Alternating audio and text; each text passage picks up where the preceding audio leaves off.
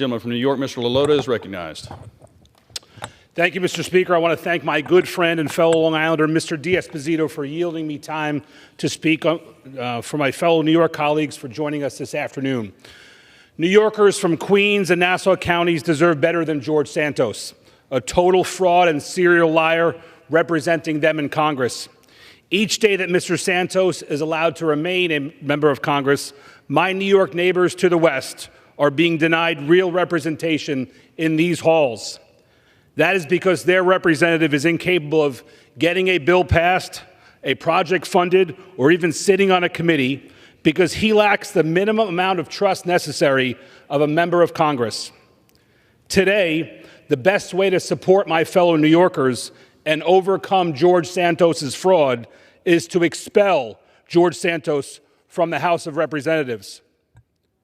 Mr. Speaker, Mr. Santos has said expelling him before he is formally charged and found guilty would create a new precedent in this body, one that could have negative consequences for generations. Respectfully, Mr. Speaker, I disagree. The consequences and precedents of not expelling him for his lies and fraud has the potential to do far more damage to this institution. I would submit today that we have an opportunity to set a new standard, a new precedent, that if a candidate for Congress makes his entire life up in order to defraud voters and donors, and subsequently those voters reasonably rely on that candidate's lies to elect him or her, that we, the House of Representatives, will exercise the authority given to us in the Constitution to expel that member. George Santos's lies are more widespread than even the most untrustworthy politicians, and these lies were necessary to get him elected. George Santos didn't just lie about his family business dealings like President Biden did. Santos lied about everything about his professional background, from his family's wealth to working for Goldman Sachs and Citigroup. Santos committed this fraud, this election fraud, to create an entire new persona that voters and donors could support. Santos's treasurer, his co-conspirator, recently pled guilty to their criminal conspiracy, which included faking a six-figure loan to the campaign to induce more contributions. George Santos didn't just lie about attending a school on full scholarship or finishing in the top half of his class like President Biden did. Rather, Santos went much further. To defraud voters and to swindle donors out of millions, George Santos lied about his entire education. Not that he graduated in a certain part of his class, not that he received a specific award.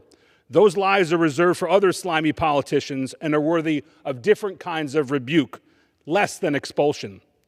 George Santos lied about attending and graduating from Baruch College. Meanwhile, he never attended Baruch. He never took one class. The fabulist even made up an entire fictional story about he was a star on the school's volleyball team. George Santos thinks that we're fools, Mr. Speaker.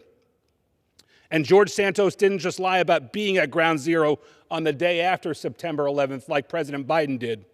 George Santos went much further, saying that his mother was in the South Tower on 9/11 and escaped only to later die from 9/11 related illness. Santos lied about his association with 9/11 to win over Long Island families, families of cops and firefighters and other innocent people who died on 9/11 and whose hearts were ripped out that fateful day. He did it as part of a broader scheme to defraud voters and donors to get him elected to Congress. To further defraud voters and swindle donors out of millions, George Santos even lied about being Jewish. Like his lies about his association with 9/11, Santos lied about being Jewish as part of a calculated attempt to win over voters in the district that Santos is attempting to trick, who has a strong Jewish population. George Santos says the decision of whether he should remain in Congress should be left up to the people of New York's 3rd District. I would argue these New Yorkers were robbed of this opportunity when they were duped into voting for a fictitious candidate to represent them in Congress. George Santos has stated himself that he lied about several parts of his life, including his education and his mother dying on 9/11, and today 78% of his constituents support his expulsion from Congress.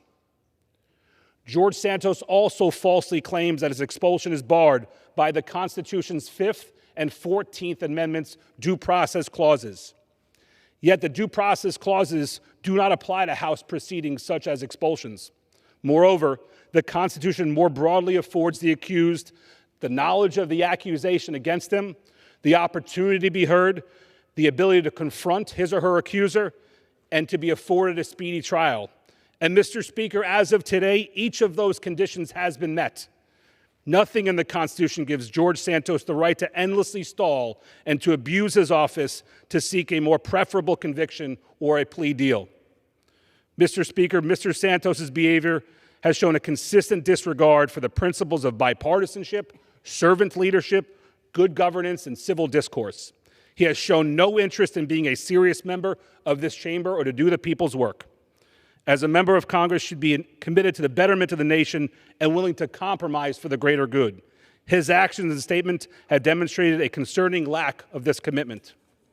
Mr. Speaker, let's get the people of New York's 3rd District some decent representation. Let's raise the bar here in the House of Representatives. Let's hold one of our own accountable. Let's expel George Santos. I yield.